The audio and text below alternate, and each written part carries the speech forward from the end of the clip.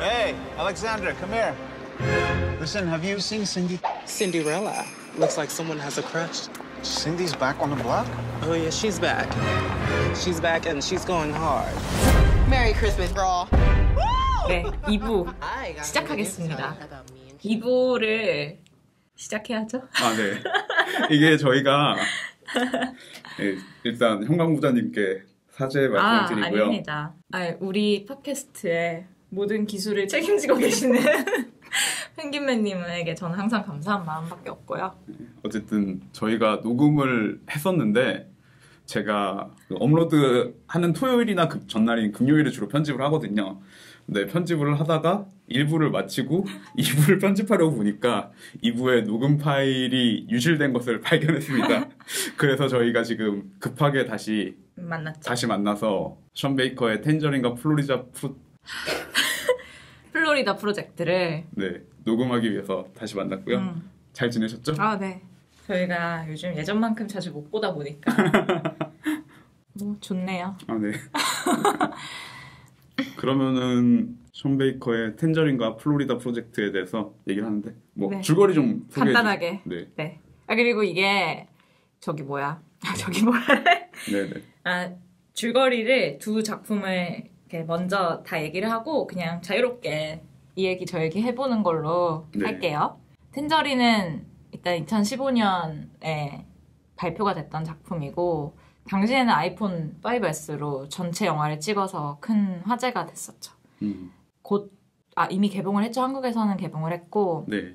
이 이야기는 간단하게 캘리포니아 헐리우드 외곽 지역에서 이제 성매매를 하는 트랜스젠더들의 이야기고요. 주인공 신디가 흑인 트랜스젠더인데 되게 막 사는 분이고 그래서 이제 무슨 이유인지 알 수 없지만 막 살았기 때문에 4주 정도 교도소에 갔다가 크리스마스 이브에 다시 돌아오면서 길거리로 돌아오면서 영화가 시작이 되고 기분이 좋으시네요. 아 그럼요. 이틀 만에 만나서 좋다니까. 네.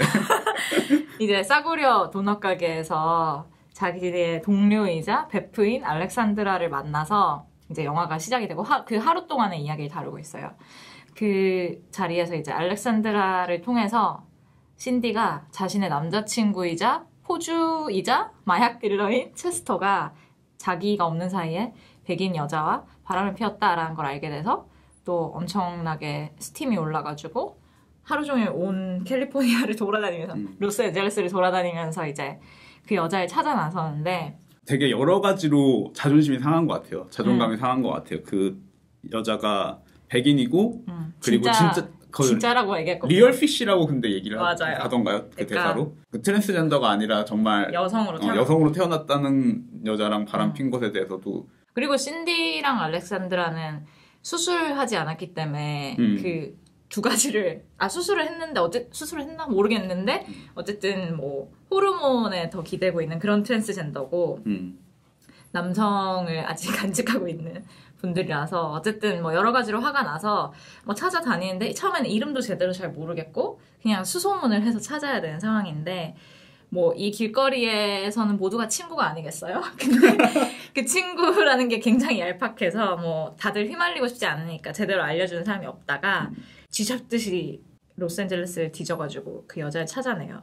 그래서 찾았는데 이 다이나라는 여자를 찾았는데 이분도 장난 아니에요. 그래가지고 엄청 또 막 멱살 잡고 막 싸우고 무서워요. 그렇게 막 길거리에서 싸우다가 결국 이제 신디가 다이나를 제압을 해서 막 끌고 다니죠. 체스터를 만나러 가죠. 근데 가던 길에 이제 알렉산드라가 오늘 공연을 한다는 거를 기억을 해가지고 알렉산드라가 노래를 부르는 걸 되게 좋아하거든요. 그 바에 가서 알렉산드라의 노래를 한 곡 듣고 약간 좀 친해지는 부분도 나와요. 그렇죠? 네, 신디랑 다이나가 같이 이제 약을 하면서 서로 약간 동질감 같은 걸 느낄 수도 있겠죠. 왜냐면 신디도 그런 업종에 종사하는 분이고 그리고 원래 같이 약하면서 친해지는 거니까 맞죠? 거리에서 모두가 친구이듯이 같이 약을 하면 또 모두가 친구가 되는 이치로 어쨌든 그날 밤에 다시 도넛 가게에서 체스터와 대면을 하게 되는데 그때 또 한 번 굉장한 쇼가 벌어지죠. 도넛 가게 안에서. 한편 영화의 한 줄기로 계속 등장하고 있던 택시기사가 있는데 라즈믹이라고 아르메니아에서 이민을 온 사람이고 이 택시기사는 가정도 있고 다 있는데 어쨌든 취향이 약간 그런 신디나 알렉산드라 같은 분들이어서 그 단골 고객이에요. 네. 근데 이제 신디가 교도소에서 나왔다는 얘기를 듣고 신디를 찾아 헤매죠. 이분도. 크리스마스 이브인데. 그래가지고 막 찾아 헤매다가 도넛 가게에 도착을 해요. 저는 그 사람이 신디를 정말 되게 진지하게 좋아하는 건 줄 알았어요. 저도 그런 줄 알았는데 도착해가지고는 15분만 시간을 달라고. 자기 급하니까. 아무튼 그래서 뭐 체스터, 신디, 다이나, 알렉산드라, 라즈믹 막 이렇게 다 몰려들어서 라즈믹 장모도 오고 나중엔 장모가 막 딸 불러갖고 라즈믹 아내랑 딸내미 꼬맹이도 오고 막 도넛 가게 사장님 또 화나고 막 난리가 나요. 아사리판이 벌어졌다가 이제 체스터와 신디가 겨우겨우 뭔가 화해를 하려고 하는 찰나에 알렉산드라랑도 하루 잤다는 거를 발견하게 되죠. 그래서 신디가 크나큰 배신감을 느끼고 그러니까 체스터가 굉장히 비열해요, 사실. 아니 뭐 거기 나온 사람 다 좋은 사람은 아닌데 어쨌든 좀 해결될 만한 때에 체스터가 근데 이 상황이 왜 여기까지 왔을까를 갑자기 얘기하면서 알렉산드라한테 네가 얘기했어? 이러면서 너 나랑 잔 것도 얘기했어? 이렇게 된 거죠. 네. 얘기를 안 하고 있었다는 사실에도 화가 났고 베스트 프렌드니까 또 화가 났고 그냥 다이나를 발견했을 때와는 다른 의미로 굉장히 큰 배신감을 느껴서 신디가 이제 모두를 뒤로하고 혼자 걸어가다가 길거리에서 이제 술 취한 남자들에게 오줌 세례를 받는 봉변을 당하고 난리가 나죠. 그래서 알렉산드라가 신디를 끌고 코인 세탁방에 가가지고 옷이랑 가발을 씻어주면서 이제 거의 벌거벗고 이제 있는 신디에게 자신의 가발을 대신 씌워주면서 영화가 끝이 납니다. 네. 근데 체스터가 거기서 그 얘기 하잖아요. 막 여자들 문제네. 그럼 난 빠질게 이러면서 너네끼리 해결해 이러. 진짜 나쁜 놈이죠. 진짜 비열하죠. 그런 비열한 체스터의 이야기였고 그 이미 상황이 종결된 것 같을 때 마치 이 상황을 끝내고 싶지 않고 그 아사리판을 유지하고 싶은 욕망 같은 게 있는 것처럼 그 심술이 있어요. 맞아요. 그게 이제 쭉 자신의 삶이었을 수도 있고. 네, 그럴 것 같아요. 이제 플로리다 프로젝트는 작년에 공개가 된 작품이고 한국에서도 올해 3, 4월 정도에 3월에 개봉이 3월 초에 예정되어 있어요.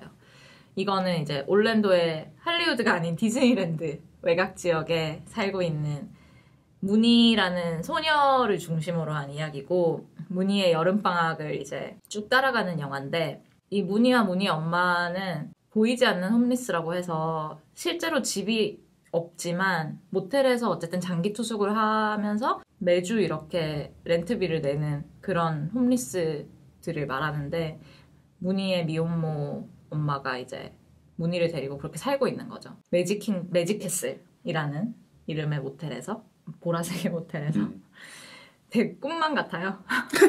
그리고 옆 동네 모텔은 핑크색이고 거기도 이름이 막 약간 무슨 되게 막 판타지 같은 이름인데 아무튼 그런 모텔촌이 있어요. 외곽 지역에.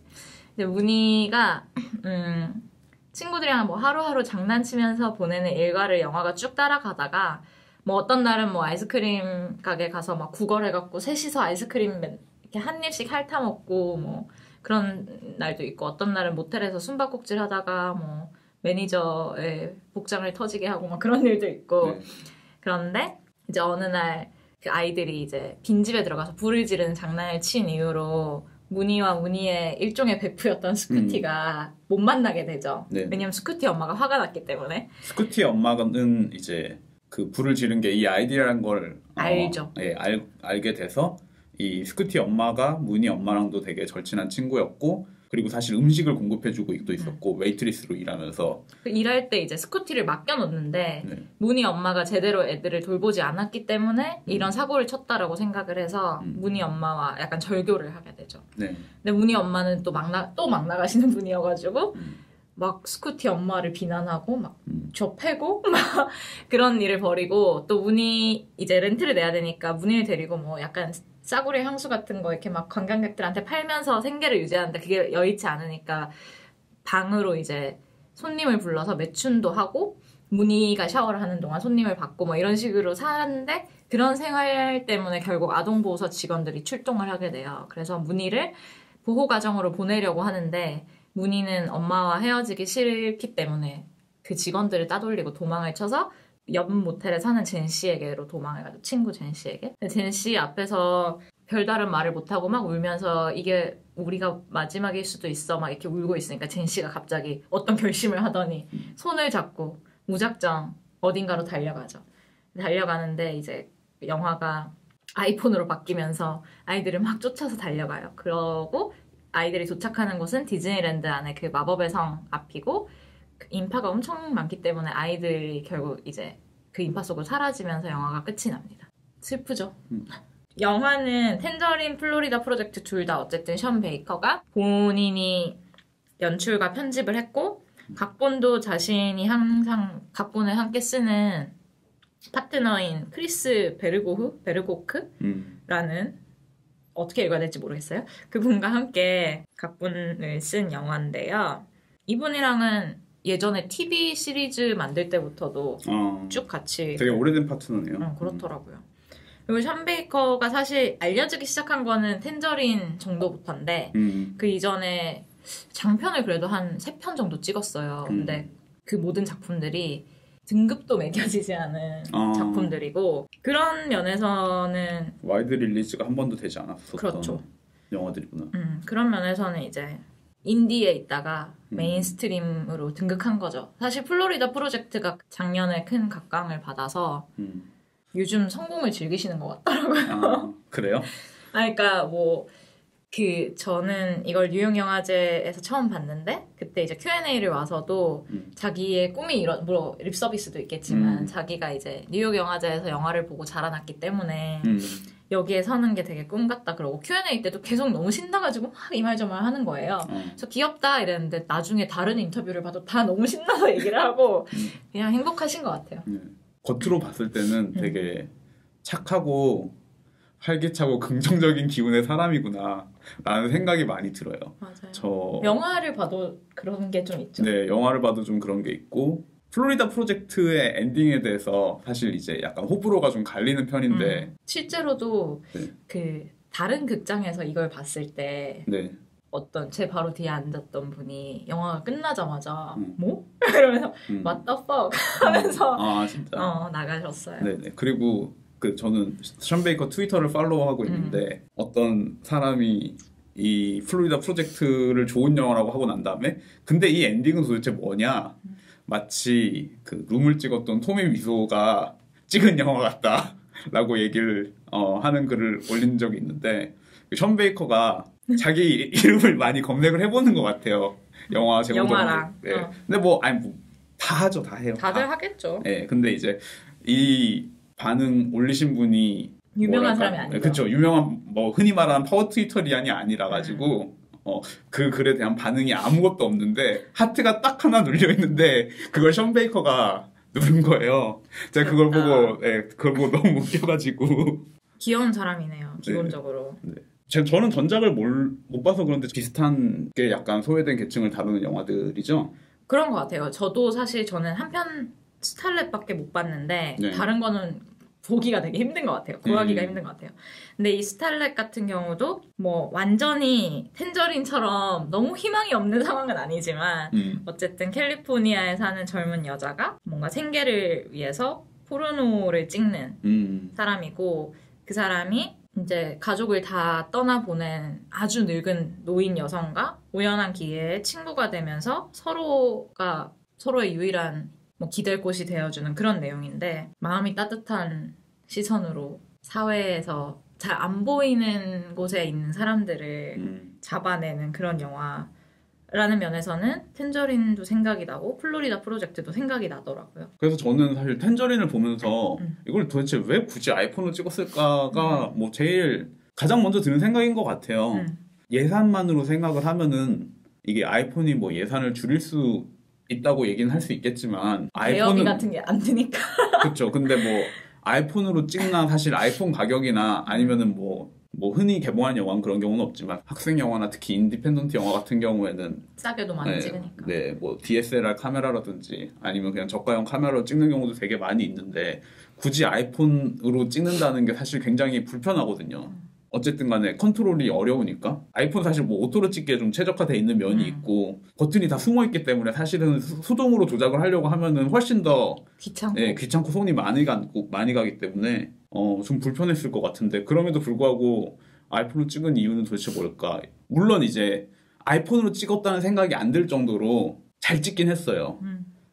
그래서 저는 아이폰으로 찍었는지는 뭐 사실 봤을 때는 몰랐었고 그럼에도 불구하고 컬러 같은 거를 나중에 네. 많이 보정을 하긴 한 것 같아요. 많이 아무리 했겠죠. 노출이 네. 통제가 잘 안 되더라도 어느 정도 그런 걸로 커버가 된 것 같아요. 네네. 그럼에도 불구하고 좀 과하다는 생각이 들잖아요. 색깔 같은 게. 예를 들어서 그러니까 플로리다 프로젝트 같은 경우에는 컬러풀하긴 하지만 각각의 물체들이 굉장히 자기 색을 정확하게 다 갖고 있는 것에 반해서 텐저린의 색 전체가 약간 통제가 안 돼가지고 전체적으로 텐저린 빛깔을 띠고 있고 그래서 어쩔 수 없이 텐저린이 된 건가요? 그래서 사물들이 약간 자기 색깔을 완전히 못 내고 좀 녹기가 돌아요. 화면 자체. 그게 뭐 어떻게 보면 캘리포니아의 분위기일 수는 있는데 맞아요. 색깔이 좀 네, 이거를 굳이 아이폰으로 찍은 이유를 생각해보면은 결국에는 이 배우들이 했던 걸 다시 하니까 좀 웃긴데 그때 얘기해 주셨던 게 이 배우들이 뭐 프로페셔널한 배우들이 아닌 경우가 많잖아요. 맞아요. 실제로 어쨌든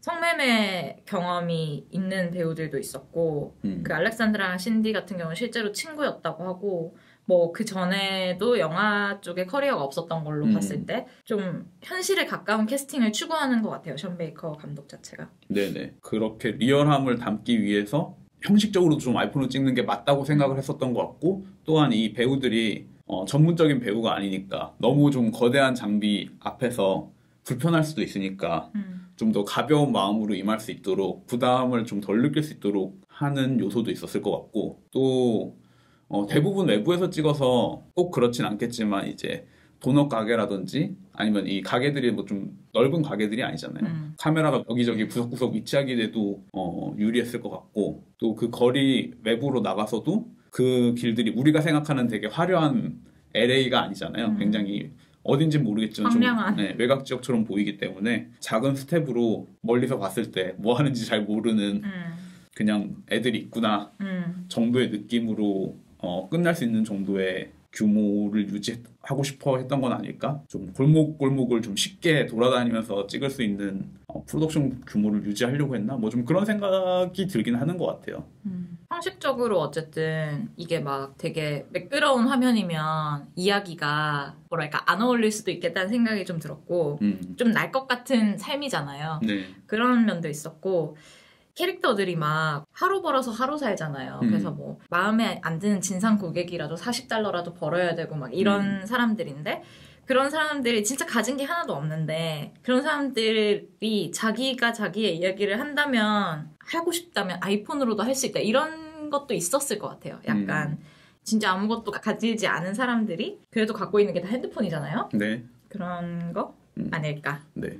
그런 면에서 정말 진짜 아이폰으로 찍은 영화라고 부를 수 있는 몇 안 되는 영화 중에 하나인 것 같아요. 이 텐저린 같은 경우에는 보니까 아나모픽으로 변환할 수 있는 렌즈 하나만 그냥 붙여서 찍었더라고요. 사실 유명 감독들이 아이폰으로 영화를 찍었다고 얘기할 때 그 현장 사진을 찾아보면은 가끔씩은 이제 정말 배보다 배꼽이 더 예, 정말 비싼 렌즈에다가 억지로 아이폰을 붙여가지고 정말 의미 없다는 생각이 들 정도의 아이폰을 찍은 영화들이 많이 있는데 그런 영화들을 생각해보면은 어쨌든 션 베이커는 정말 아이폰을 찍었다라고 할 만한 작품을 한 것 같고 그런 면에서 약간 뭐 화제성을 위한 것도 있을 것 같기는 해요. 왜냐면 이 당시만 해도 아이폰으로 찍은 장편 영화는 거의 없었고 처음은 아니지만 자기도 이제 어느 정도 도약을 했잖아요. 실제로 텐저린 이후로. 네네.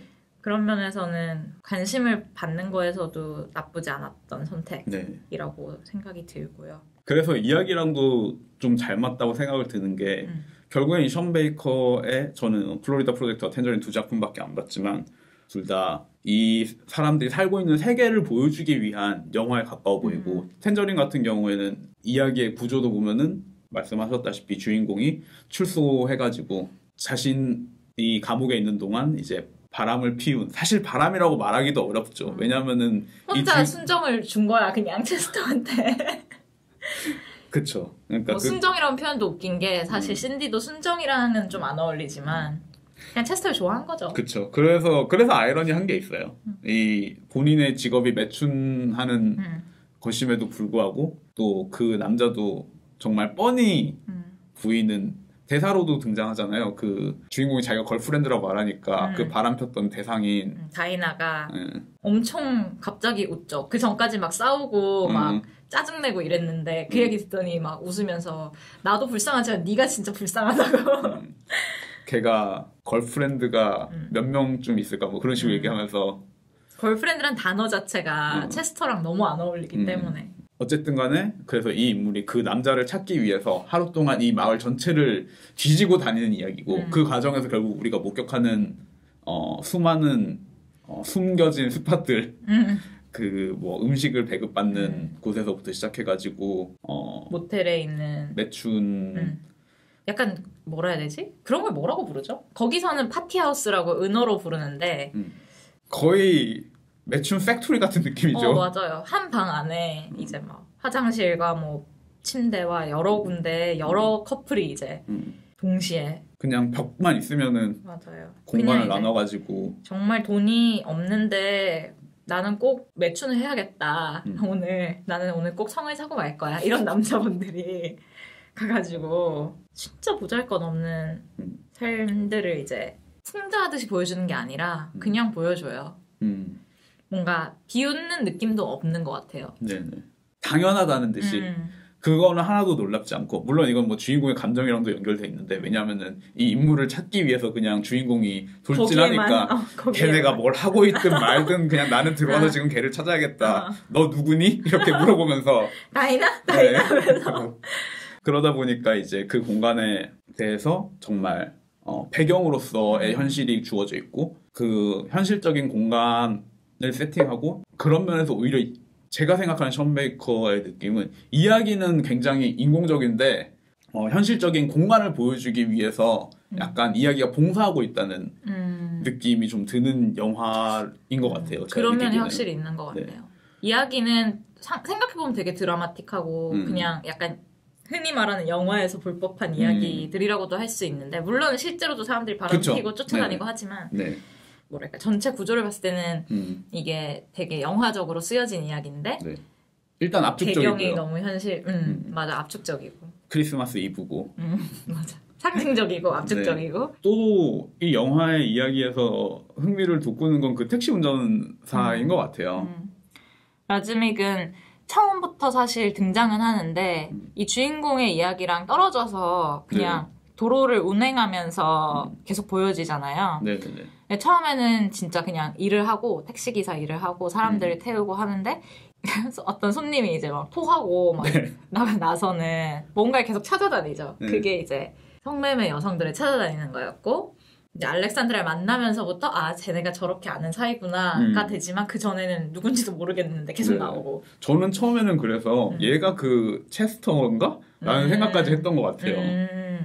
또 이 택시 운전사라는 직업이기 때문에 이 사람이 계속 태우는 사람들이 바뀌면서 여러 가지 삶을 보여준다고 맞아요. 지난번에 말씀하셨잖아요. 맞아요.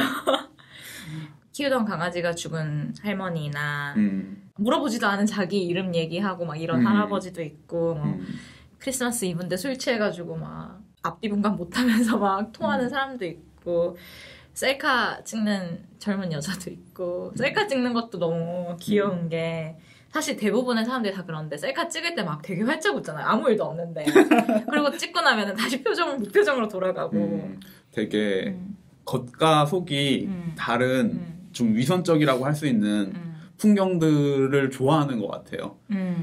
타는 손님들도 생각을 해보면은 그 개 이야기도 하잖아요. 동물병원 앞에서 할머니 한 분을 태웠는데 뭐 개냐 고양이냐 물어보고 이름 뭐냐 물어봐서 대답을 해주니까 개가 되게 착하다 안 짖네 하니까 없다고 지금 빈 케이지라고 얘기하는 그런 부분도 있고 그런 사소한 디테일에서 크게는 이제 그 라즈믹의 가족의 삶이 굉장히 위선적인 삶인 거죠. 그렇죠. 뭐 아기가 있어서 위선적이라기보다 이렇게 살아야 되니까 어느 정도 다들 연기를 하면서 사는 거죠. 위선을 통해서 지속되는 가족 관계 같은 거를 보여주는데 가족끼리 이제 크리스마스 저녁을 하고 있는데 이제 라즈믹이 자기 일하러 가야 된다고 하고 그 매춘을 하러 신디를 찾아 네, 나서죠. 신디를 찾아서 나서는데 장모님이 의심을 하죠. 네네 의심을 해서 이제 결국에는 라즈믹이 일을 하러 나온 게 아니라 매춘을 하러 나왔다는 것을 밝혀내고 라즈믹이 아내에게 전화를 거는데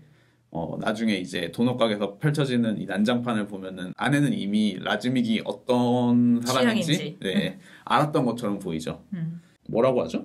그냥 이 사람 취향이고 자기는 괜찮다고. 근데 엄마가 왜 이거를 뒤집어가지고. 아 우리 가족을 파괴하려고 하냐. 그리고 4-5살 정도 돼 보이는 딸도 데리고 와가지고 딸은 막 울고 있는데 거기서 막 엄마랑도 싸우고 남편이랑도 싸우고. 그 현실을 마주했을 때의 분노가 또 그 사람에게 있는 거죠. 알고는 있었지만 이렇게 와서 보니 정말 꼴 보기 싫구나. 그리고 이렇게 공공장소에서 이렇게 소리 지르면서 싸워야 되는 것도 너무 싫을 것 같아요.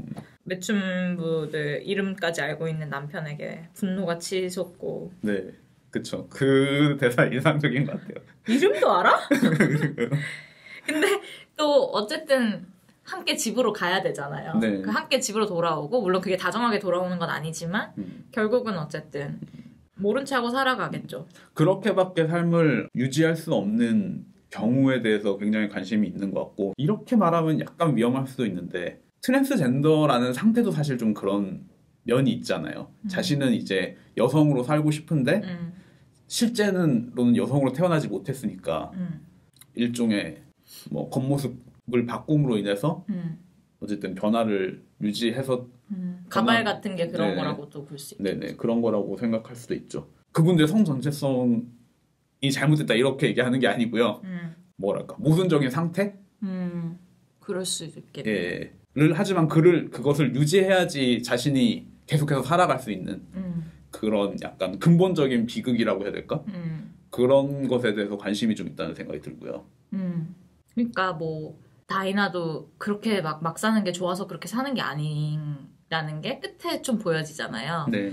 하루 종일 이제 슬리퍼 한 짝 신고 끌려다니다가 이제 소요 사태가 진정되고 나서 집으로 가야 되는 집도 없죠. 집이 네. 없고 자기가 매춘을 하던 그 모텔 방으로 돌아가야 되는데 돈도 없죠. 그냥 잠옷 차림으로 끌려 나왔으니까. 가지고 있을 수가 없어요. 왜냐면은 일하다가 일하다가 업무 중에 끌려 나왔기 때문에 그 체스터는 또 쓰레기 같은 놈이라서 그러면은 택시라도 타고 갈 수 있겠니 했는데 체스터 모른 척하면서 택시기사 방금 갔잖아 이런 식으로 대답을 하고 그래서 다이나가 터벅터벅 걸어서 모텔로 돌아가는데 그 모텔에서도 문전 박대를 당하고 그 모텔에서 문전 박대 당하는 게 정말 저는 그 장면이 진짜 제일 슬픈 장면인 것 같아요. 매춘업소에서 그 하루 동안 하루도 아니죠. 한 12시간 정도 되려나요? 12시간도 안 될 것 같아요. 반나절 정도 자리를 비우면 끌려 나갔던 것 때문에 대체되는 거죠. 네네. 다른 사람을 이미 불러가지고 네가 여기 있을 공간이 없다라고 얘기하고 결국에는 갈 곳이 없어져서 그 모텔 앞에서 혼자 쭈그려 앉아 있는 게 이 인물의 마지막 장면인데 짠하죠. 짠해요. 뭐 이 사실 여기 등장하는 거의 모든 인물이 짠해요. 뭐 신디 뭐 말할 것도 없고 그리고 신디나 알렉산드라나 뭐 다이나 같은 인물들이 봐도 뭔가 일정한 주거지가 없는 것처럼 보이잖아요. 네. 있어도 뭐 되게 뭐 별로겠죠. 집에서 많은 시간을 보내지 않을 거니까. 거리에서 대부분의 시간을 보내는데 뭐 차도 없고 그냥 걸어 다녀야 되고 LA 같은 큰 대도시에서 버스나 지하철 혹은 도보만을 이용해서 돌아다닌다는 게 얼마나 힘든지도 알고 그러다 보니까 이 사람들의 삶이 되게 그냥 따라가는 것만으로도 좀 효과적으로 와닿는 부분이 있는 것 같아요. 네. 그럼에도 불구하고 이제 션 베이커가 정말 따뜻하다고 느끼는 거는 이 사람들을 어떻게든 감싸 안아주고 싶다는 뉘앙스의 장면들이 종종 있고 뭐 예를 들면은 이 영화의 중요 포인트가 되는 중에 하나가 이 알렉산드라가 그 공연을 하는 장면이잖아요. 영화 처음부터 이제 알렉산드라가 자기 손으로 전단지 같은 걸 만들어서 주면서 너 꼭 와야 돼? 너 꼭 와야 돼? 하면서 자기 동료 트랜스젠더들에게 오늘 7시 이러면서 네네 자기 공연 시간을 알리고 그리고 다들 또 간다고는 대답을 해요. 네 진짜 저는 당연히 가는 줄 알았어요. 길에서의 우정이라는 게 우정도 아니죠. 관계라는 게 굉장히 자기 앞가림하기 바쁜 사람들이니까 이해가 가는 면도 있죠. 네, 그 자리에서는 이제 다 간다고 꼭 약속을 하는데 막상 가보면은 아무도 없고 막 출소한 주인공인 신디, 베스트 프렌드인 신디와 신디가 억지로 끌고 다니고 있는 다이나가 우리 체스터 만나러 가는 거 아니었어? 라고 물어보니까 여기 들러야 된다고. 그래서 그 둘이 이제 공연을 보고 그리고 또 이제 그 공연도 결국에는 알렉산드리아가 노래가 부르고 싶어서 자기가 페이를 받고 하는 게 아니라 오히려 그 바에다가 돈을 주고 공연을 하는 거였고 그 주인은 이제 처음에는 아무 손님도 없으니까 너 그냥 공연 내년에 하자고 뭐 이런 식으로 이제 돌려보내려고 하는데 좀 뒤늦게 신디가 딱 도착해서 2명을 놓고 공연을 하는 거죠. 그래도 신디가 엄청 열심히 박수 쳐주더만. 다른 사람들한테 박수 강요하고 막. 네. 참 그래도 신디와 알렉산드리아가 그 둘이 서로에게 있어서 그나마 다행이다라는 생각이 들죠. 맞아요. 네. 특히나 이제 뭐 마지막 장면이 가장 이 영화를 따뜻하게 끝내주는 장면이 너무나 비참한 상태죠. 그 오줌을 뒤집어 써가지고 자신의 가발과 옷, 속옷 같은 것들이 젖어가지고 코인 세탁소에 들어가서 그걸 처리하는데 말 그대로도 이제 발가 벗겨지는 거지만 주인공 신디로서는 남 앞에서 절대로 보여주고 싶지 않은 자신의 원치 않은 정체성을 보여주는 순간인데 가발을 또 벗고 드레스라고 해야 될까요? 그런 것도 벗은 상태에서 정말 벗기 싫어하는데 어쩔 수 없이 오줌 때문에 벗어가지고 빨고 있는 상태에서 이 친구인 알렉산드리아가 자신의 가발을 벗어서 건네주죠. 네네. 씌워주고 잘 어울린다고 예쁘다고 말해주고 사실 어떻게 보면 알렉산드라는 좀 더 건장하잖아요. 더 건장하고 그 출소 전에는 그러니까 구속될 때쯤에는 아직 뭔가 되게 여성스러운 면이 좀 덜했던 것 같은데 처음에 만났을 때 출소한 이후에 딱 처음 아침에 만났을 때 하는 대사 중에 너 좀 가슴이 나왔다 막 이런 식으로 얘기하니까 호르몬이 이제 좀 도는 것 같다 그런 얘기를 하잖아요. 그런 걸 봤을 때 알렉산드라가 가발을 벗으면 더 뭔가 남성적으로 보일 수도 있는데 어쨌든 그런 거를 지금 신경 쓰지 않고 신디를 위해서 가발 벗어주는 그런 그래서 마치 이제 정체성을 공유하는 것 같기도 하고 동지인 것도 있죠. 네네. 일반적인 정체성을 가진 사람으로서는 절대로 할 수 없는 시각적으로서의 정체성의 연대 같은 게 보이는 것 같기도 하고요. 또 그 장면에서 그 신디가 제가 봤을 때 진짜로 예쁘더라고요. 그 어두운 머리가 잘 어울려요. 네, 그게 되게 잘 어울려서 저는 마치 진짜 머리 같은 그런 느낌도 들고 이게 알렉산드리아를 위해서 준비한 프롭이 아니라 신디를 위해서 준비한 프롭은 아닐까라는 생각이 들 정도로 있을 것 같아요. 왜냐면 중간에 알렉산드라는 이 머리 마음에 안 든다고 공연하기 직전에 너무 이거 아시아인처럼 쭉쭉 뻗었어 막 이런 식으로 얘기를 하잖아요. 그러니까 그럴 수 있죠. 그런 생각이 들어서 굉장히 부정적인 상황에서도 따뜻함을 놓지 않으려고 노력하는 맞아요. 사실 이 영화가 딱 거기서 끝이 나지만 얘들이 이제 또 밤을 다 보내고 다음날 아침에 뭘 할까 생각해보면 또 지지고 볶고 뭐 진상 고객 만나고 그런 삶일 텐데 또 잡혀 들어갈 거고 거기에 대한 어떤 작은 응원이랄까 위로랄까 그런 게 좀 보이는 것 같아요. 그래도 살아가야 되니까. 네, 그렇죠. 그러면은 이어서 플로리다 프로젝트 얘기를 좀 해보죠. 네. 내가 너무 힘차게 내라고 해가지고 제가 좀 놀랬어요. 순간 제가 해놓고 제가 놀랬어요. 좋아요. 너무 힘차면 저답지 않으니까. 네, 그리고 너무 힘드시면은 제가 상대적으로 박탈감을 느끼기 때문에 좀 자제해 주시고요. 좀 밸런스 맞춰볼게요. 네. 아까 그 텐저린 캐스팅 얘기를 했었는데 플로리다 프로젝트도 캐스팅 일화를 여기저기서 이제 감독이 말을 하고 다녀서 수다쟁이네. 수다쟁이에요. 근데 처음에 여러 배우를 봤는데 무니의 엄마 헤일리 역할에 적당한 배우를 딱히 못 찾고 있을 때 누가 인스타그램 계정을 하나 보내줬대요. 봤는데 동영상 같은 게 막 있는데 이 사람 완전 무니 엄마인데? 라고 생각을 했다는 거예요. 실제로 그 영화에서 볼 수 있는 그 온몸의 문신도 본인 거고. 아 그래요? 네. 그래서 그때 뉴욕 영화제에서도 왔었는데 드레스를 입었는데 진짜 그 문신이 이렇게 쫙 보이는데 좀 멋있더라고요. 아무튼 그래서 하세요. 알겠습니다. 돈이 없어서. 제가 대드릴게요. 감사합니다. 네. 이렇게 피드를 시간 가는 줄 모르고 봤다고 해요, 감독이. 그러고 이제 DM을 이렇게 살짝 보내가지고. 그랬구나. 그래서 처음에는 이 배우가 장난치는 줄 알았대요. 사기꾼인 줄 알았대요. 누가 이렇게 캐스팅을 해 이러면서. 진짜 만나고 오디션을 보고 나니까 자기도 하고 싶었고, 영화를 해본 적은 없는데 되게 편한 분위기를 만들어줘서 연기를 하게 됐다, 뭐 이런 얘기를 하더라고요. 그렇구나. 최대한 진짜 같은 느낌을 주는 캐릭터를 찾기 위해서 되게 노력하는 것 같아요. 네, 맞아요. 실제로 이 영화에 윌리엄 데포 말고는 좀 뭔가 익숙한 얼굴은 없죠. 맞아요. 사람을 잘 찾는 것 같고, 그리고 잘 찾은 다음에도 카메라 앞에서 이렇게 자연스럽게 연기하는 게 쉬운 일이 아니거든요. 사람들이 그냥 하던 대로 해 라고 얘기하는데 카메라 앞에서 하던 대로 할 수 있을 리가 없거든요, 사실 사람이라는 게. 그쵸. 어떤 식으로 연출하는지 좀 궁금할 정도로 굉장히 리얼한 느낌은 진짜 잘 내는 것 같고. 텐저린도 그렇잖아요. 대화 같은 거를 보면 특히 걸어다니면서 중간중간에 그냥 의미 없이 끼어든 대사들 보면 너무 리얼하고 욕도 되게 리얼하게 끼어들어가 있고 실제로 저렇게 대화하지 않을까 하는 착각을 불러일으키는데 네. 플로리다 프로젝트도 그런 면이 좀 있죠. 네, 맞아요. 그리고 플로리다 프로젝트도 제가 아까 말씀드렸던 것처럼 정말 관객이 무늬를 따라다니면서 무늬의 삶을 구경하는 느낌, 이 공간을 구경하는 느낌이고, 하지만 이제 무늬가 만나는 사람들은 상대적으로 좀 없고 무늬 자체에게 좀 더 초점이 가 있는 영화긴 한 것 같아요. 텐저린에 비해서. 비교한다면. 네.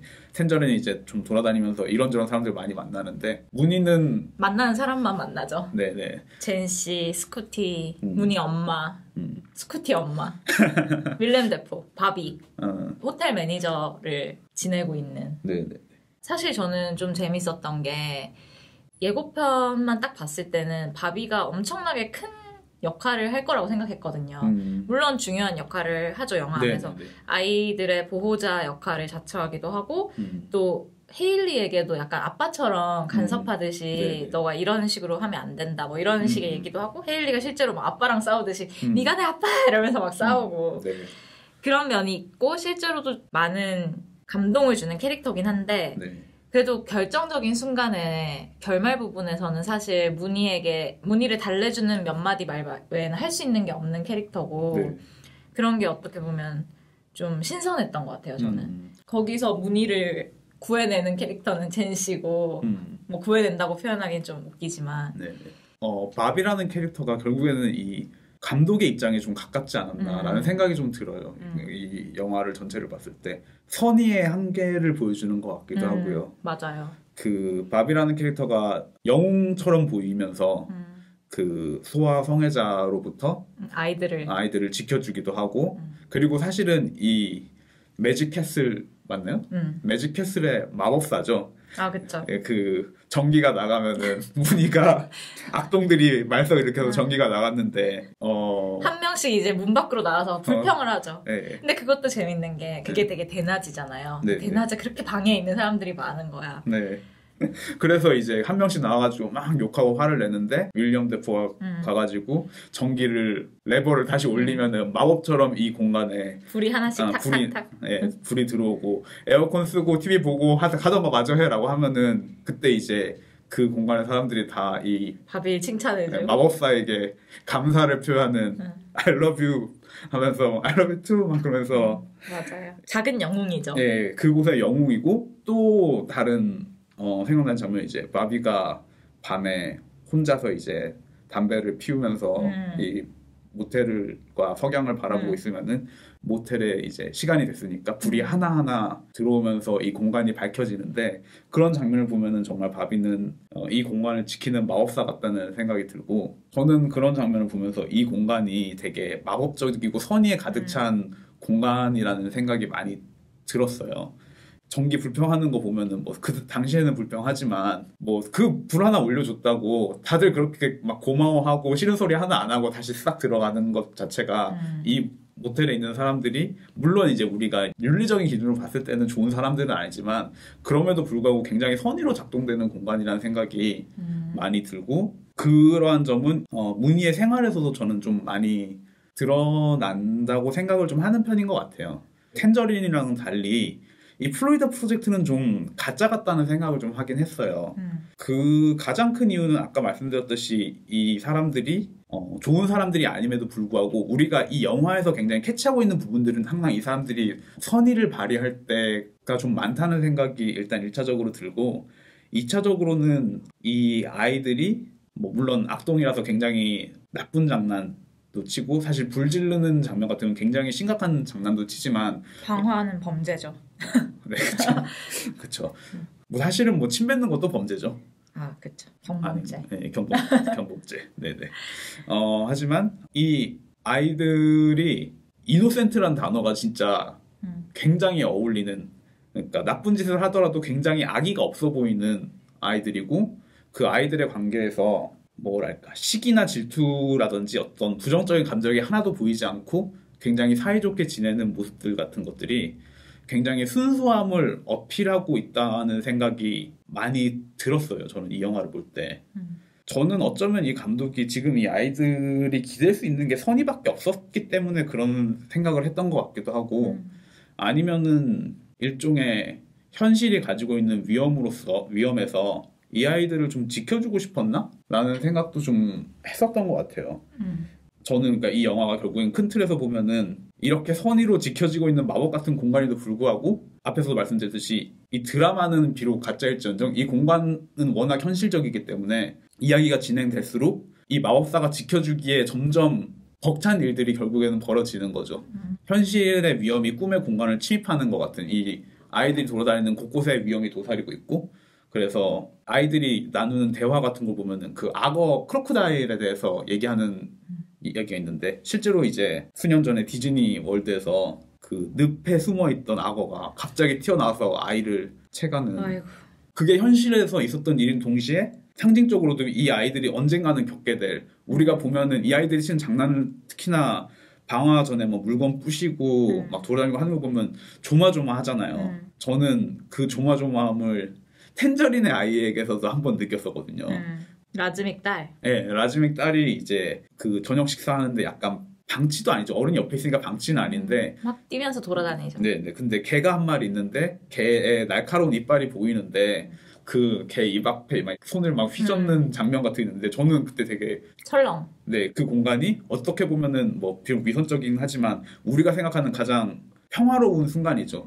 크리스마스에 일단 저녁 식사. 겉보기에는 네, 가족끼리. 네. 가족끼리 저녁 식사라는 평화로운 순간인데 그 날카로운 이빨 앞에 그 아이의 손이 왔다 갔다 하는 것만으로도 제가 조마조마하고 불안함을 느끼는데 저는 이 플로리다 프로젝트는 약간은 판타지스러울 정도로 이 무늬의 행복한 일상을 보여줌에도 불구하고 그 날카로운 현실의 이빨들이 언제 이 무늬를 덮칠지 몰라서 불안하게 만드는 힘 같은 게 있는 것 같아요. 저는 바비가 약간 일종의 뭐 마법사 맞나? 마술사?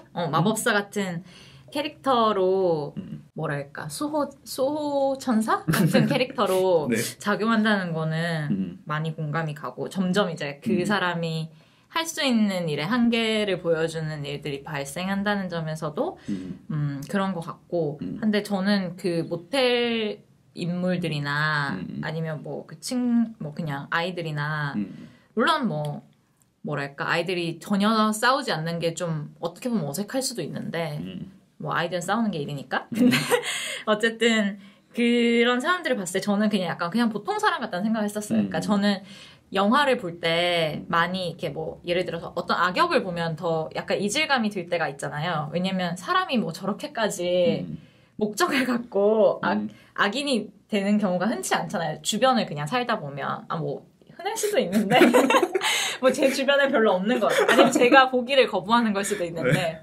어쨌든 그냥 보통 사람들 같아요. 그러니까 뭐 에어컨 끊어지면 막 짜증나고 막 궁시렁 거리는데 에어컨 다시 돌아오면 그게 어쨌든 누가 해서 돌아오는 거니까 그 사람한테 고맙다고 말하고 그냥 되게 상식적인 느낌? 그게 상식적이긴 하지만 그럼에도 내가 불구하고 억하심장 사실 있는 건 아니잖아요. 억하심장이 없어도 다음부터 이런 일 있기만 해라고 말하는 사람 흔하죠.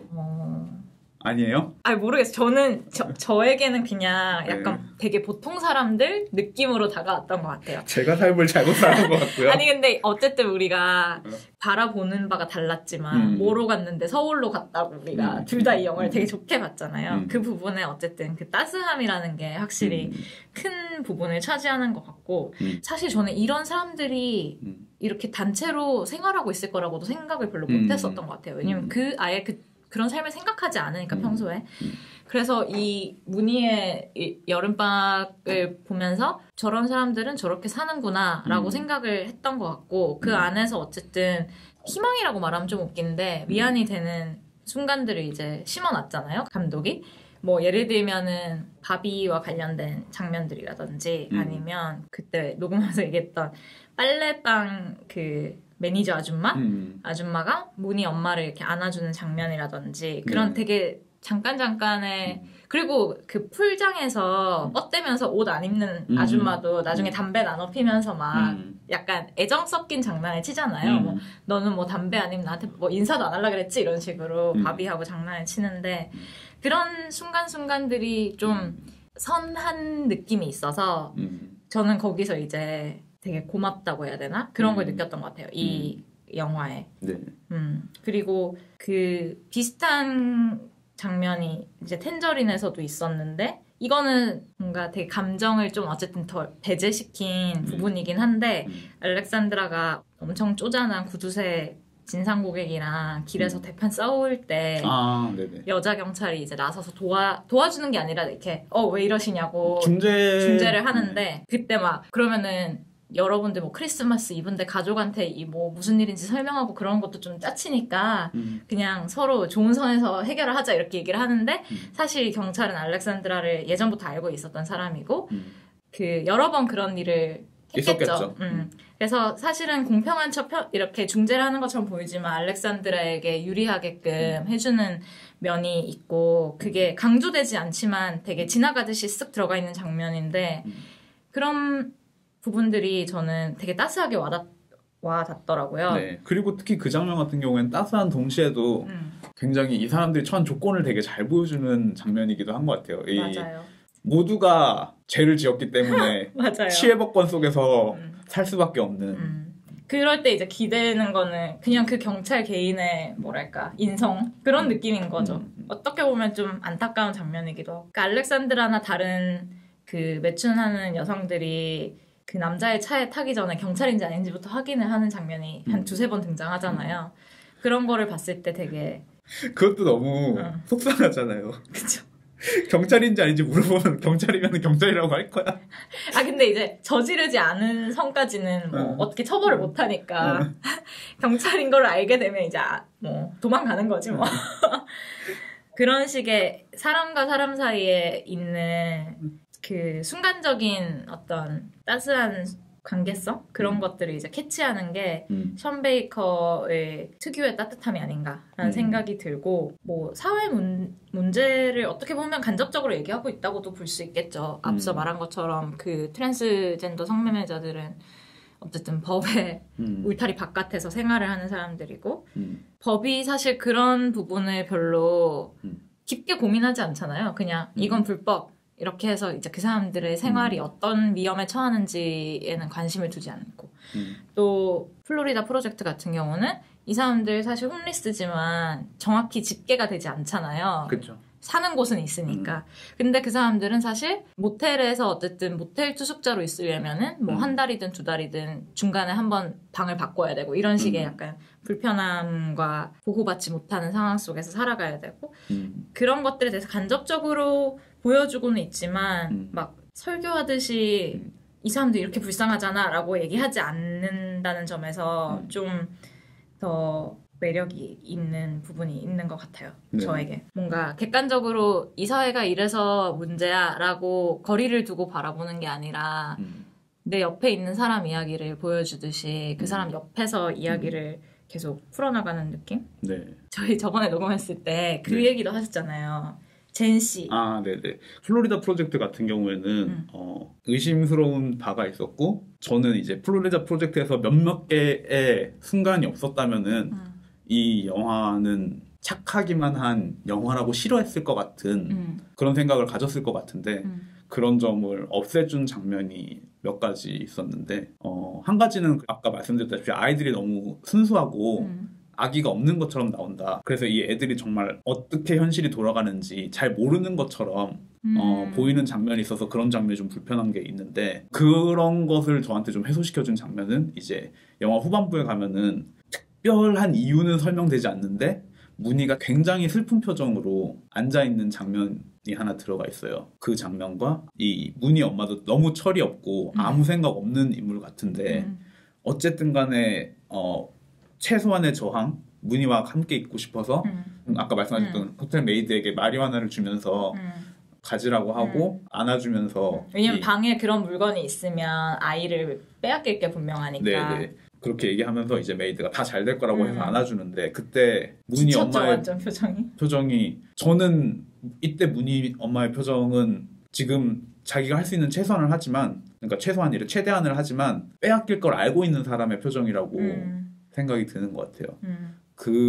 이 두 가지 표정 때문에 어느 정도 해소가 되는 부분이 저한테는 있었고 제가 가지고 있는 의심에 대해서 그리고 가장 큰 점은 보통 영화 이야기라는 게 우리가 주인공을 따라가면서 주인공을 따라가면서 주인공이 어떤 사건을 계기로 겪는 모험을 경험하는 건데 그래서 텐저린 같은 경우에도 어쨌든 출소를 하고 크리스마스 이브에 이 동네를 한 바퀴 돌면서 자신의 남자친구와 자신의 남자친구가 바람핀 여자를 찾는 과정을 보여주고 있는데 플로리다 프로젝트 같은 경우에는 제가 느꼈을 때는 상황이 좀 반대인 거죠.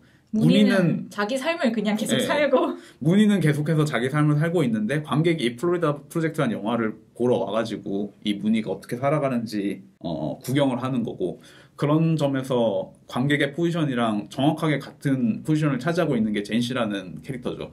영화의 처음에 문희의 짓궂은 장난 때문에 우연히 알게 돼서 친구가 되고 그래서 이제 문희를 따라다니면서 문희가 어떤 삶을 살고 있는지 함께 체험하고 또 영화 전체적인 틀로 봤을 때 결국에는 약간의 변화를 겪는 것도 젠 씨처럼 보이고요. 그런 점에서 관객이 문희의 삶에 초대받는 것처럼 젠 씨가 문희의 삶에 초대받고 있고 무엇보다도 이제 마지막 장면이 사실 플로리다 프로젝트의 마지막 장면이 굉장히 특이하잖아요. 그 젠 씨가 문희의 손을 잡아주는 순간 카메라가 바뀌면서 네네 굉장히 흔들거리고 템포도 달라지고 네 음악도 갑자기 추가되고 그 다음에 이 아이들이 도망을 치는데 이 흔들거리는 카메라와 이 전 영화의 질감과는 다른 좀 거칠 질감 같은 것들이 되게 리얼리티 같은 호소하는 점이 있잖아요. 이 젠 씨가 문희의 손을 잡아주는 순간 이 영화가 감독이 만들어 놓은 세계 안에서 현실로 빠져나오는 것 같다는 느낌을 받게 되는 것 같아요. 그래서 저는 젠 씨가 문희의 손을 잡고 도망칠 때 이 영화가 현실로 탈출하는 동시에 또 관객이 문희를 구해주길 바라는 마음 같은 게 있다고 느꼈고 그래서 굉장히 아이러니하잖아요. 그래서 그 아이들이 도망쳐서 디즈니랜드로 가는 현실 안에서 또 어디로 가야 할지 모르겠으니까 방법을 모르겠으니까 그곳으로 가는 것 같기도 하고 굉장히 복잡한 마음이 들죠. 또 어떻게 보면 디즈니랜드라는 데가 아이들이라면 누구나 한 번쯤 가보고 싶어하는 곳인데 걔들은 한 번도 못 가봤을 게 너무나 뻔하잖아요. 네, 바로 앞에 사는데도 그쵸. 그리고 거기에서 뭐 되게 싸구려긴 하지만 그런 관광객들을 유치하기 위해서 그 가게들이나 이런 데가 다 약간 좀 장식이 뭐 마법사가 붙어 있다든지 뭐 오렌지 모양으로 크게 뭘 해놨다든지 이런 식의 약간 동화같이 꾸며진 그런 동네에 살면서도 그런 거를 실제로는 한 번도 보지 못한 애들이니까 이게 만약에 마지막으로 뭔가 내가 모험을 하나 해야 한다면 꼭 여기에 가보고 싶다라는 느낌이 드는 것 같기도 하고 실제로는 뭐 돈도 없고 하니까 못 들어갔을 거라고 저는 생각하는데 그러니까 결국은 이게 감독이 얘네가 상상 속에서라도 디즈니랜드에 한번 가봤으면 하는 느낌이 들어서 감독의 어떤 소망 같은 네 맞아요. 장면이라는 생각이 들고 네. 그래서 마치 현실로 나오자마자 그러니까 되게 모순적이라는 생각이 들었어요. 현실로 나오자마자 자신의 소망을 거기다가 불어넣는 그쵸. 현실인데 현실은 아닌 것 같기도 하고 우리에게 우리가 젠씨라고 생각을 한다면 얘가 문희가 네 앞에서 이렇게 울고 있을 때 너는 어떻게 할래라고 물어보는 동시에 그러면서 이게 우리도 현실에서 생각을 해봐야 되는데 어쨌든 영화 안에서 감독이 꿈꾸는 어떤 세상? 감독이 꿈꾸는 상상은 이런 거라는 걸 보여주면 복잡한 생각이 들죠. 저는 아이들 사이에서 서로 뭐 위해주고 하는 것도 어떻게 보면 너무 착할 수 있지만 뭐 저에게는 그렇게 낯선 관계는 아니었고요. 저와 제 친구들 사이에서는 그런 걸 떠나서 아무래도 뭐 엄마와 많은 시간을 어쩔 수 없이 보내게 되긴 하지만 엄마는 사실 뭐 애를 그렇게 관심을 많이 쏟아주는 타입이 아니잖아요. 네. 그런 상황에서 가족보다 더 가족 같은 사이라서 정말 그냥 다 주고 싶은 그런 관계는 아니었을까라는 생각도 좀 들어요. 그러니까 젠 씨의 생일도 문희와 문희 엄마가 챙겨주잖아요. 네. 근데 뭐 문희 엄마가 그런 생각을 했겠어요. 문희가 막 쫄랐겠죠라는 그런 생각이 드는데 아니요, 문희 엄마도 충분히 그런 생각. 그럴 수도 있죠. 문희 엄마는 뭐 할 일이 없으니까. 생일이야? 그럼 가자. 그럴 것 같기도 해요. 그래서 아이들끼리 서로 막 떨어지기 싫은 그런 거 있잖아요. 예를 들면 한번 아라비안 나이트라는 모텔에서 빠꾸를 먹은 다음에 문희랑 문희 엄마가 젠 씨네 방에서 자잖아요, 하루. 문희랑 젠 씨가 우리 여기서 계속 자면 안 돼요? 막 이런 식으로 얘기를 하기도 하고 정말 없는 언니 동생 같다는 생각도 좀 들고 그래서 좀 애틋한 게 더 있지 않았나라는 생각도 들고요. 뭐 글쎄요. 저는 글쎄요. 그게 왜 그러냐면은 순수한 아이들을 보여주면서 이 되게 좋은 것만 보여주는 게 굉장한 스테레오타입이라고 사실 생각하는 것 같아요. 왜냐면 순수함이라는 게 굉장히 중립적인 기제라 가지고 제가 생각하는 아이들은 그래서 이기적인 자신만을 위하는 것들이 여과 없이 드러날 때도 분명히 있거든요. 근데 아이스크림 먹는 장면 같은 거 생각해보면은 되게 얘네가 공평하죠, 애들이. 영화에서. 그쵸. 공평하기도 하고 근데 뭐 어떤 면에서 공평하지 않죠. 왜냐면 크게 베어 먹으면은 뭐라고 해요? 아니 유리하잖아. 젠 씨는 계속 핥아먹는데 다른 한 입씩 채했더니 이거 봐 그러면서 크게 베어 먹고 그런 경우에서도 분명히 이제 서로 짜증도 날 수 있고 뭐 사실은 저는 그렇게 생각을 하는데 근데 그 당시에는 특히 젠 씨 같은 경우 이제 모든 게 처음인 거잖아요. 왜냐면 그쵸. 할머니의 보호막 아래서 나름 젠 씨는 밥도 몇 끼 잘 먹고 있고 막 문희는 맨날 막 식은 피자 이런 거 먹는데 그 할머니는 집안에 요리하는 기구도 있고 막 이래서 이제 문희 엄마가 놀래고 이런 장면도 있잖아요.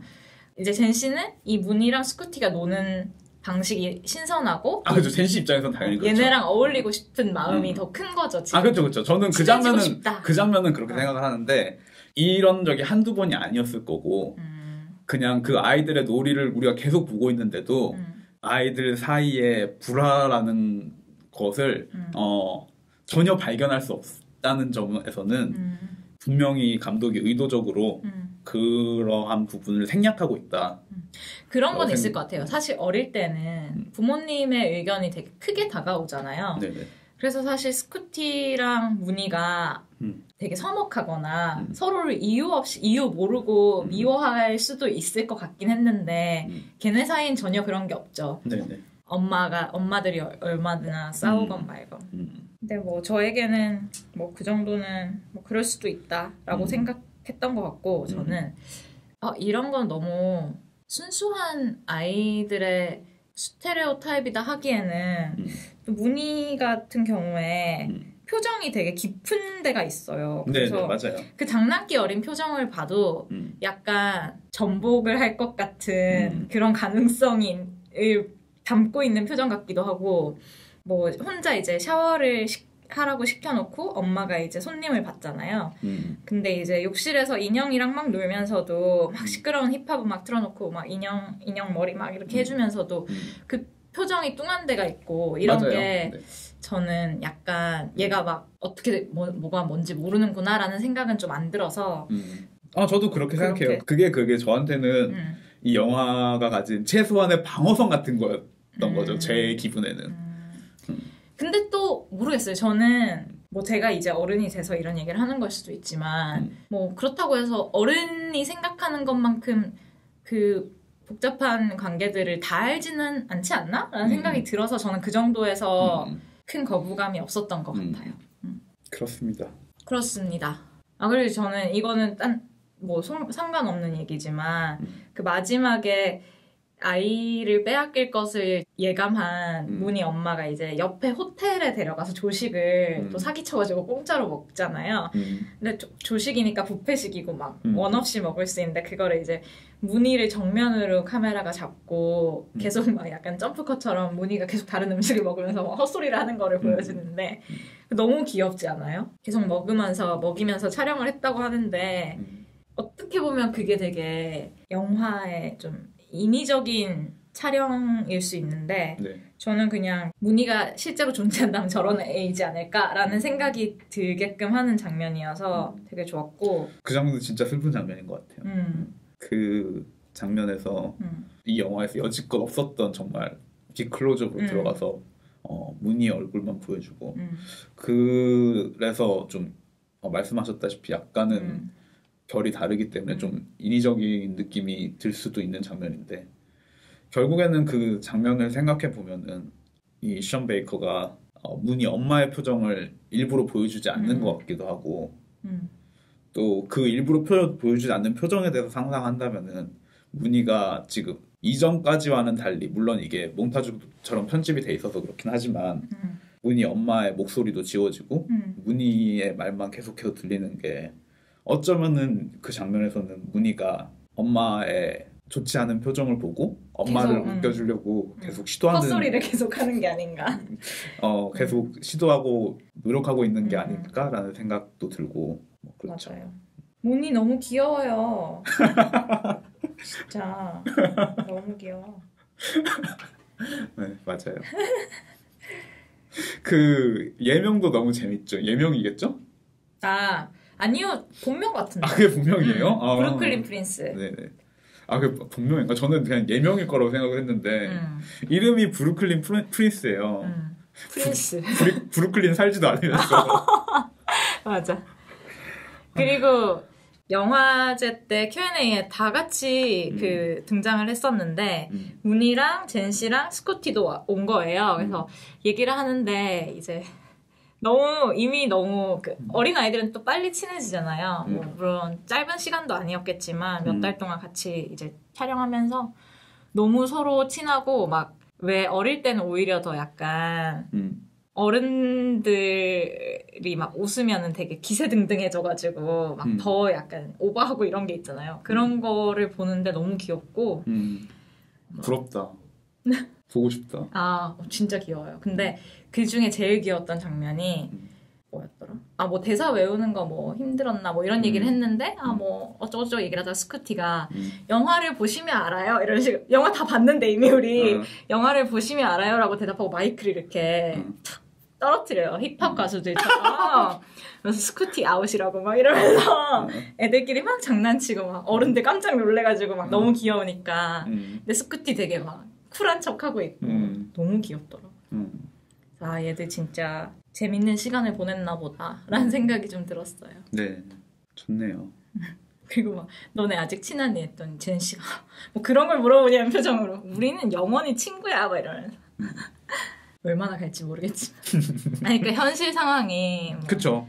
같은 뭐 도시에라도 살면은 모르겠는데 그렇게 같은 공간에 사는 게 아니니까 그런 생각도 들어요. 유치원 때 친했던 친구들 평생 같이 갈 줄 알았는데 사실 지금은 연락처를 모를 뿐만이 아니라 이름도 잘 생각이 안 나요. 그런 걸 생각하면 씁쓸하죠. 뭐 보통 그렇죠. 결국에는 가장 중요한 거는 이 공간이었다는 생각이 들고 이 공간 자체가 굉장히 아이러니한 공간이잖아요. 앞에서는 아이러니한 인물과 뭐 상황들에 좀 집중했다면은 플로리다 프로젝트에서는 디즈니랜드에 올 관광객들을 위해서 지어진 숙소인데 결국엔 시간이 지나면서 밀려나서 이제는 싸구려가 되고 디즈니랜드에 실제로 돈을 내고 올 만한 관광객은 거들떠 보지도 않는 장소가 돼가지고 중간에 그 신혼부부 나오잖아요. 네. 그때도 너무 짠한 게 애들 듣는데 물론 포르투갈어였지만 애들 듣는데 막 여기 완전 무슨 슬럼과 같이 이런 애들 사는 데 아니야 이러면서 막 그 아내가 막 화를 내잖아요. 네.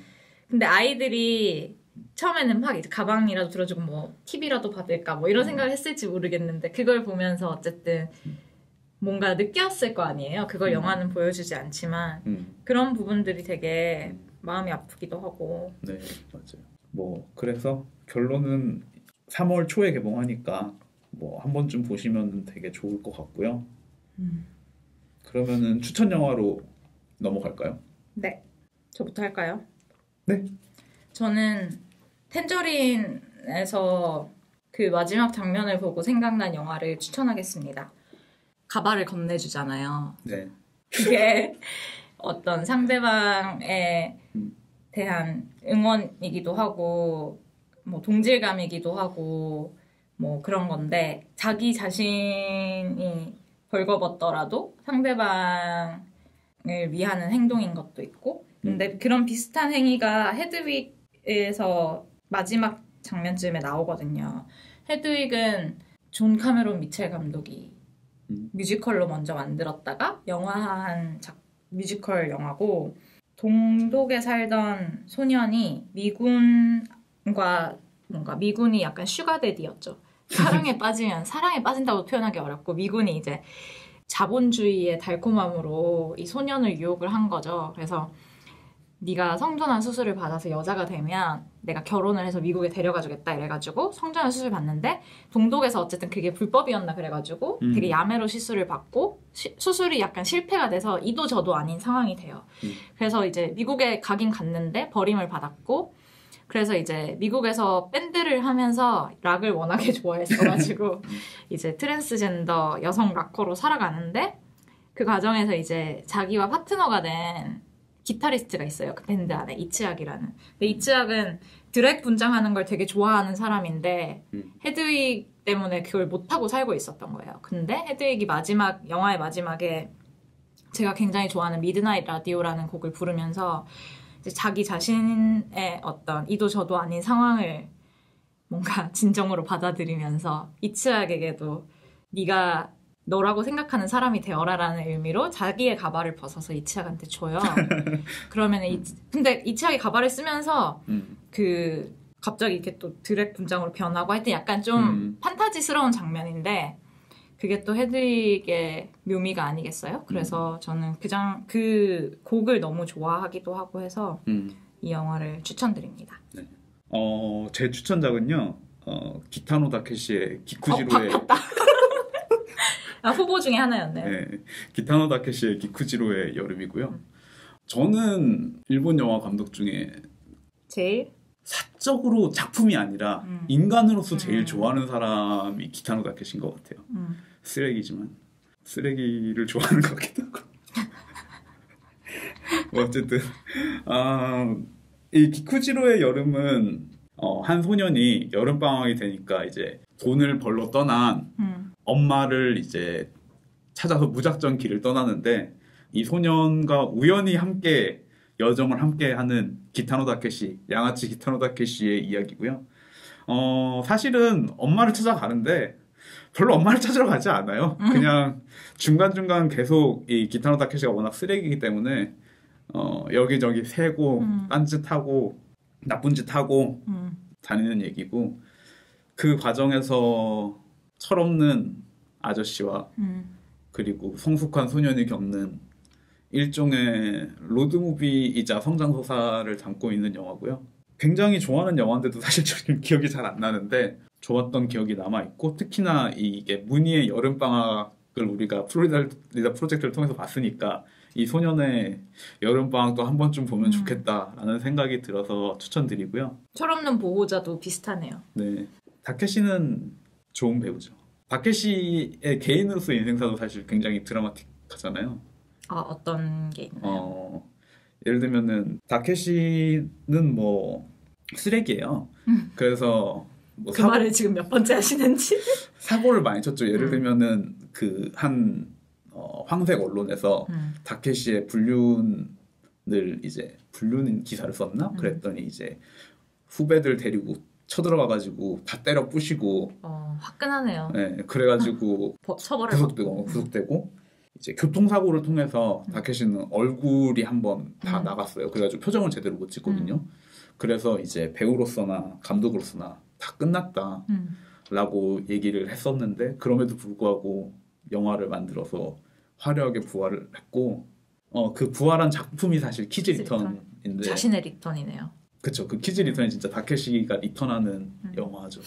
그래서 얼굴 표정 짓는 게 굉장히 어색한데 그거를 또 그 안에서 자기가 할 수 있는 제약 안에서 표현해내는 것들을 보면 저는 좀 놀라울 때가 있고 보이는 게 다가 아니라는 생각을 가끔 갖게 해주는 사람이라고 생각을 해요. 과감하고 솔직하고 정치적으로 분명 옳지 않음에도 불구하고 그런 모습에 저는 종종 매료될 때가 있는데 작가로서 얘기하자면 저는 미국 작가 중에 찰스 부코스키라는 작가를 좋아하는데 이 찰스 부코스키가 뭘로 유명하냐면은 미국에서 가장 많이 도난당하는 책을 쓰는 작가라는 이야기가 있어요. 이게 뭐 얼마나 정확한 얘기인지 모르는데 이 사람 글도 굉장히 날것이거든요. 날것이라고 해야 돼요. 굉장히 솔직하다는 인상을 받아요. 욕할 사람 욕하고 굉장히 자기의 지저분함에 대해서 이야기하고 시집 중에 뭐 위대한 작가가 되는 법 뭐 이런 시집이 있는데 그 시집 보면은 이제 그 작가들 막 욕하고 저 자기가 지금 좋아하는 그러니까 작가는 생각이 났는데 유튜브 같은데 추천 동영상 같은 거 뜨는 거에 가끔씩 떠요. 그분의 어떤 인터뷰라든지 부코스키? 아니면 뭐였는지 잘 모르겠는데 몇 개 그냥 짧은 거 몇 개를 봤는데 되게 그런 느낌이긴 했어요. 되게 할 말을 하고 그냥 남이 막 욕하건 말건 그냥 약간 마이웨이로 살고 그런 면이 있는. 그 시도 되게 뭔가 그냥 약간 산문시 같은 산문시라기보다 스토리텔링이 좀 있는 시거든요. 뭐 기억에 남는 거 몇 개 말씀드리면은 뭐 멀리서 남자 둘이 걸어오는데 겉보기에 뭐 좀 별로 좋아 보이지 않고 그래서 와서 뭐 불만 있어? 이렇게 물었더니 나 기억 안 나냐고 내가 너네 집 페인트 칠해줬다고 그랬더니 그러냐고 맥주 한잔 합시다. 그래서 맥주를 마시러 갔더니 이제 이 페인트 공들이 당신 집이 우리가 가서 페인트 칠했다는 집 중에 가장 친절한 집이었다고. 그래서 부코스키가 똑같이 놀라면서 그래요? 그랬더니 우리한테 맥주를 주지 않았냐고 계속 그러면서 삶에 대해서 얘기하고 어떻게 사는지 그래서 요즘 일이 없다고 얘기하니까 그러냐고 잘 지내라고 얘기했다가 가다가 돌아와서 그때 못 줬던 팁 주고 간다고 팁 주고 가고 뭐 그런 스토리가 있네요. 그런 스토리를 담긴 시도 있고 원래 부코스키도 우체국에서 일을 했었어요. 그래서 첫 소설집이 우체부라는 소설인데 뭐 약간 자전적인 느낌이 조금 있는 그러다가 결국에는 우체부를 그만두고 좀 가난하게 살면서 이제 결국에는 작가를 하는데 부코스키는 편지도 많이 나와요. 저는 편지 모음 책을 좀 자주 읽거든요. 근데 부코스키 같은 경우에 진짜 누구에게 가장 많이 썼나요? 주로 이제 잡지의 편집장들에게 보내는 약간 뭐 독자 편지 같은 걸로? 아니 그러니까 뭐 소설 보내면서 이제 편지를 쓴다거나 잘 읽었냐 같이 보낸 그래서 뭐 화내기도 하고 고마워하기도 하고 그래서 기타노 다케시의 기쿠지로의 여름. 네. 기타노 다케시의 기쿠지로의 여름을 추천하고요. 덤으로 이제 부코스키의 한 권을 추천한다면? 한 권을 추천한다면은 근데 제가 그렇다고 뭐 그렇게 많이 읽진 않았고 한 두세 권 정도 읽어봤는데 시집은 제가 읽었던 게 그 위대한 작가가 되는 법이랑 사랑은 지옥에서 온 개인가? 그런 갑자기 제목이 틀렸을까봐 걱정되는데 근데 저는 그 위대한 작가가 되는 법을 더 좋아하는데요. 위대한 작가가 되는 법 민음사에서 나온 시집입니다. 그 부코스키는 돌아가신 다음에 무덤에 써 있는 문구도 되게 재밌어요. 뭐라고 썼어요? 작가들이 그런 게 좀 있더라고요. 네. Don't try인가? 너무 애쓰지 마. 굉장히 간결하네요. 라고 이런 말도 했어요. 내가 계속 글을 쓰는 건 내가 아주 잘한다는 생각이 있어서가 아니라 다른 사람들이 너무 못한다는 기분이 들어서다. 셰익스피어 포함 모두가. 재밌을 것 같네요. 민음사가 잘해요. 갑자기. 그렇습니다. 그리고 저희가 1부의 마지막에 다음 에피소드로 로건 럭키를 하려고 했었는데 마음을 바꿨죠. 마음을 바꿔서 디리스 감독의 치욕의 돼지 혹은 머드바운드를 다루도록 하겠습니다. 오스카도 다가오고 하니까 넷플릭스에서 쉽게 보실 수 있고 네.